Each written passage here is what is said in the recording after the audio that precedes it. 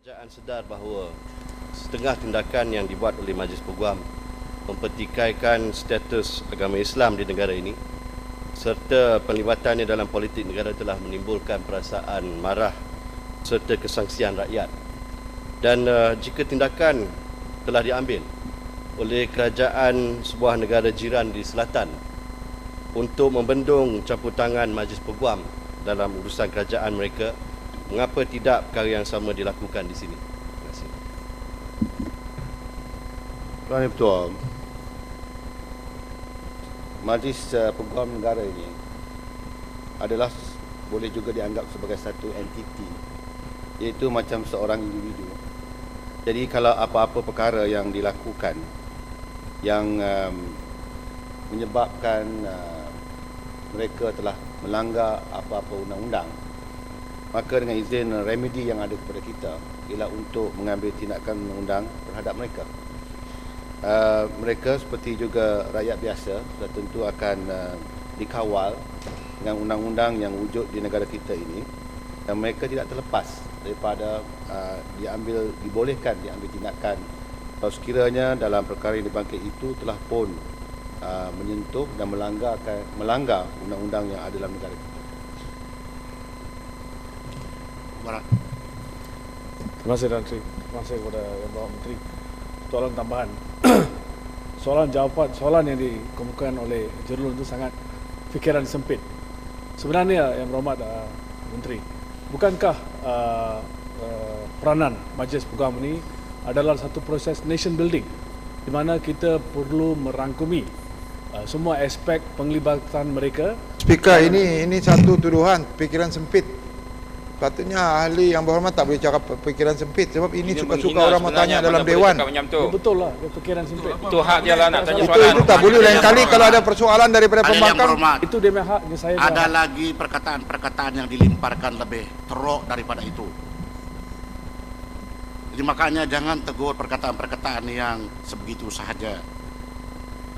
Sila teruskan. Terima kasih. Lain kali yang berhormat, Terima kasih. hilangkan perkataan-perkataan yang menjemput reaksi seperti demikian. Mereka lantai macam-macam terhadap Majlis Sila Peguam. teruskan Yang Berhormat. Terima kasih. Jadi dalam proses nation building, kalau kita ingat balik pada tahun 80-an, peranan Majlis Peguam di mana semua akta-akta yang dibawa ke Parlimen sebelum itu mendapat pandangan dari Majlis Peguam. Adakah kerajaan rela untuk memberi lebih accountable dan transparent supaya semua akta-akta sebelum ia dibentangkan mendapat pandangan dari Majlis Peguam dan juga memberi kuasa kepada Majlis Peguam dalam kes-kes legal aid yang ada sekarang, di mana mereka membuat peranan untuk masyarakat masyarakat yang betul-betul miskin di negara ini tetapi terpaksa membayar yuran semasa memfailkan kes-kes untuk Tuan Speaker, legal aid tadi di dah mahkamah. ditegur soalan, janganlah mendirect. Buang masa.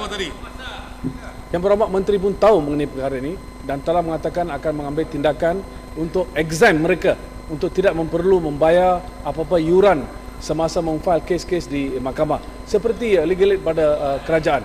Adakah itu satu perkara yang akan diimplementasikan dengan seberapa segera yang boleh? Kalau tidak, kenapa? Terima kasih. Tuan Ketua, Ipoh Barat ni siap baik saya menteri ya. Kalau dia menteri very intolerant, mengatakan Jerulun tanya sempit lah. Saya tak pernah kata pun apa yang dia tanya tu datang daripada akal yang pendek. Bukan yang muat pendek dah, akal pendek ya. Walaupun Yang Berhormat tahu itu bahawa dalam kerajaan sentiasa mendengar dan terbuka dalam perkara-perkara yang ada kaitan memberikan kebajikan kepada rakyat jelata. Jadi saya telah mengambil maklum tentang perkara yang telah dibangkit oleh Yang Berhormat dan sebenarnya telah pun disampaikan kepada pihak yang bertanggungjawab bagaimana kita boleh melaksanakan carangan yang telah dibangkit itu.